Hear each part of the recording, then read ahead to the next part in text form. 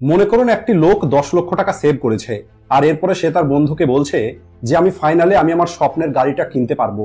আর অন্য একটি বন্ধু বলছে আমার কাছেও 10 লক্ষ টাকা আছে, কিন্তু আমার ওই 10 লক্ষ টাকা আমি স্টক মার্কেটের মধ্যে ইনভেস্ট করব, কারণ কিছু বছর পরে আমার ডিভিডেন্ড ইনকাম আমাকে প্রতি বছরে একটি নতুন গাড়ি কিনে দিতে পারবে।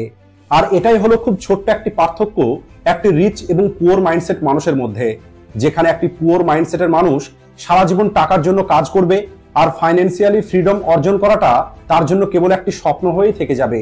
অন্যদিকে দ্বিতীয় বন্ধুটা সময়ের সঙ্গে সঙ্গে আরো বেশি স্ট্রং এবং ধনী হতে থাকবে, আর সেটা কম্পাউন্ডের কারণে। আর সব থেকে দুঃখজনক কথা হলো এই সমস্ত জিনিস যেমন ডিভিডেন্ড, ফাইন্যান্সিয়ালি ফ্রিডম, এই সমস্ত কথাগুলো আমাদের স্কুলে শেখানো হয় না, আর না অনেক মানুষের বাবা মা তাদেরকে এটা শেখাতে পারে, যে কারণে বেশিরভাগ মানুষ পুয়ার মাইন্ডসেটের মধ্যেই থেকে যায়। কিন্তু আজকের এই ভিডিওতে আমি আপনাদেরকে ফাইন্যান্সিয়াল নলেজের সঙ্গে সঙ্গে একটি সঠিক ডাইরেকশন দেওয়ার চেষ্টা করব, যাতে আপনি যত দ্রুত সম্ভব আপনি আপনার জীবনে ফাইন্যান্সিয়াল ফ্রিডম অ্যাচিভ করতে পারেন। আজকের এই ভিডিওতে আমি খুবই গুরুত্বপূর্ণ 3টি পয়েন্ট নিয়ে কথা বলবো, যার সাহায্যে আপনি আপনার মাইন্ডসেটকে ইমপ্রুভ করতে পারবেন, আর আপনি তখন নিজেই বুঝতে পারবেন রিচ এবং পুয়ার মাইন্ডসেটের মধ্যে কত বেশি পার্থক্য আছে। আপনি একবার কল্পনা করুন যে আপনার বয়স হলো এখন 20 বছর, আপনি আপনার পড়াশোনা শেষ করে দিয়েছেন, আর এরপরে আপনার পেরেন্টস আপনাকে একটি ব্র্যান্ড নিউ কার গিফট করেছে, আর ওই কারটা একদম আপনার পছন্দের কার, আর ওই কারটা অনেক বেশি দামি।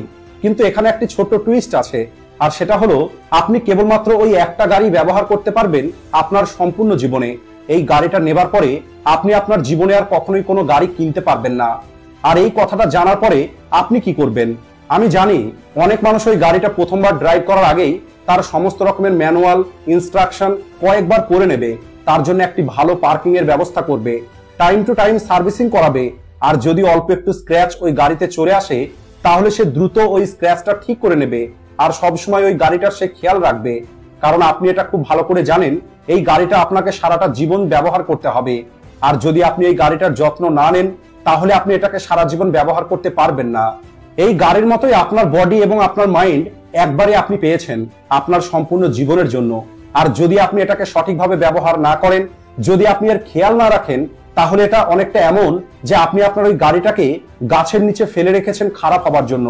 যদিও বাস্তবে আপনি আপনার বাড়ি গাড়ি অনেকবার চাইলেই পরিবর্তন করতে পারবেন, কিন্তু আপনার মাইন্ড আপনি রিসেট করতে পারবেন না। ভিডিও গেমের মতো নিউ গেম সিলেক্ট করে আপনি একটু নতুন লাইফ শুরু করতে পারবেন না। এই কারণে যে মানুষগুলো সফল হয় তারা কম বয়সে নিজের মাইন্ডসেটকে স্ট্রং তৈরি করে একটি আলাদা ডাইরেকশনে চলে যায়।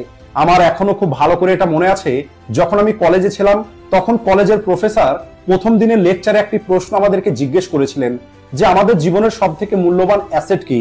তখন কিছু মানুষ বলে যে তাদের বাড়ি, কিছু মানুষ বলে তাদের ইনভেস্টমেন্ট, কিছু মানুষ বলে দামি গাড়ি, দামি বাইক, আরো অনেক কিছু, কিন্তু অ্যাকচুয়াল অ্যান্সারটা ছিল অন্য কিছু। আপনার সব থেকে মূল্যবান অ্যাসেট হলো আপনার মাইন্ড। যত মানুষ কলেজে পড়াশোনা করার জন্য যায় তারা তাদের মাইন্ডসেটকে ইমপ্রুভ করার জন্যই কলেজে যায়, যাতে তাদের ফিউচার আর্নিং ক্যাপাসিটিটা বাড়তে পারে। আর 4 বছরের ছোট্ট এই ইনভেস্টমেন্টের কারণে তাদের আগামী 40টা বছর পরিবর্তন হতে পারে। আর এই কারণে যদি আপনি নিজের উপর ইনভেস্ট না করেন তাহলে আপনি আপনার সব থেকে মূল্যবান অ্যাসেটকে নষ্ট করছেন। আর এখন যদি আপনি ইনভেস্টমেন্ট সম্পর্কে কোনো কিছু না জানেন তাহলে এর অর্থ হলো আপনি এখন আপনার স্যালারি এফডি তে ইনভেস্ট করেন, যেখান থেকে আপনি হয়তো প্রতি বছরে 6% রিটার্ন পান। কিন্তু যদি আপনি অল্প একটু সময় ইনভেস্ট করেন আর আপনি আপনার মাইন্ডসেট ও নলেজকে ইমপ্রুভ করেন তাহলে আপনি এফডির থেকে ডবল রিটার্ন পেতে পারেন, অর্থাৎ 12% রিটার্ন আপনি পেতে পারেন। আর যদি আপনি আরো বেশি ইনভেস্ট করেন তাহলে আপনি নিজের একটি বিজনেস শুরু করতে পারবেন, অথবা আপনি একটি এক্সিস্টিং বিজনেস কিনতে পারবেন, অর্থাৎ আপনি স্টকে ইনভেস্ট করতে পারবেন, যেখানে আপনি 12%-এর পরিবর্তে 18% পর্যন্ত রিটার্ন পেতে পারেন। অর্থাৎ আপনি আপনার সব থেকে মূল্যবান অ্যাসেটের মূল্যটাকে কয়েক গুণ বাড়িয়ে ফেলতে পারেন কেবলমাত্র ভালো কিছু বই পড়ে অথবা এইরকমই কিছু ভ্যালুয়েবল ভিডিও দেখে। আমাকে অনেকেই ভিডিওতে কমেন্ট করেছে যে 20 বছর বয়সে আমাদের কাছে তো অত বেশি টাকা থাকে না, আমাদের কাছে তো সামান্য কয়েক হাজার টাকাই থাকে, সেটাও কেবল পকেট মানির জন্য, আর আমাদের কি এই সামান্য টাকা ইনভেস্ট করা দরকার? তাহলে বলি, এখানে ম্যাক্সিমাম মানুষ খুবই ইম্পর্টেন্ট একটা জিনিসকে মিস করে দেয়, আর সেটা হলো হয়তো এখন আপনার কাছে টাকা নেই, কিন্তু আপনার ফাইন্যান্সিয়াল ফ্রিডমের জার্নিটা এখন থেকেই আপনাকে শুরু করতে হবে।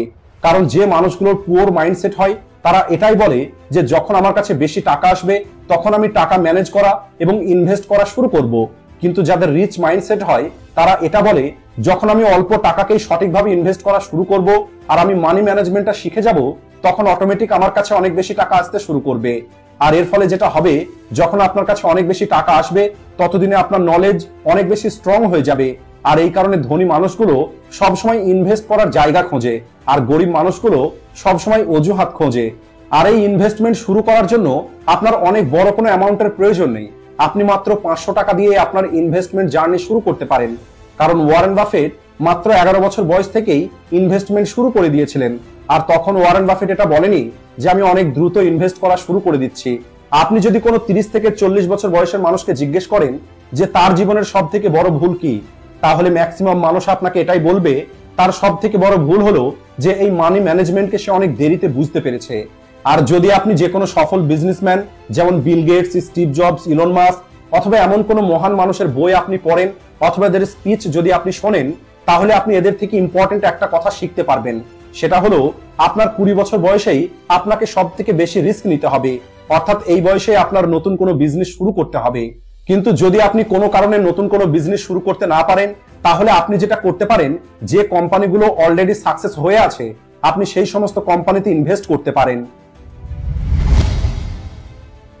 আর এখন কথা বলবো এই ভিডিওর সব থেকে ইম্পর্টেন্ট টপিকের উপরে, আর সেটা হলো আপনি একবার কল্পনা করে দেখুন আপনি আপনার কম্পিউটারে একটি লেটার টাইপ করেছেন আর এরপরে আপনি আপনার ওই লেটারটা প্রিন্ট আউট বার করেছেন আর এরপরে আপনি ওই হার্ড কপিটাকে পড়ে দেখছেন আর সেখানে আপনি দেখতে পেলেন কয়েকটা জায়গায় টাইপিং মিস্টেক আছে আর সেটাকে ঠিক করার জন্য আপনি একটি ইরেজার বার করেছেন আর ওই ইরেজার দিয়ে ভুলগুলোকে সংশোধন করেছেন।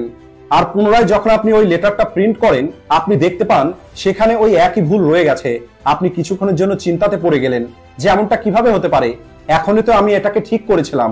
এরপরে আপনি একটি বড় ইরেজার নিয়ে কাগজের লেখাগুলোকে মুছে দিয়ে পুনরায় আপনি একটি প্রিন্ট আউট বার করেন আর আপনি অবাক হয়ে যান এটা দেখে যে একই ভুল এখনো ওই লেটারের মধ্যে রয়ে গেছে।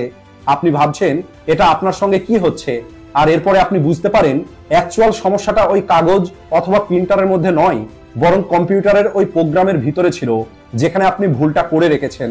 একইভাবে অনেক মানুষ বলে তার কাছে টাকা নেই, তার ফাইন্যান্সিয়াল কন্ডিশন অনেক খারাপ।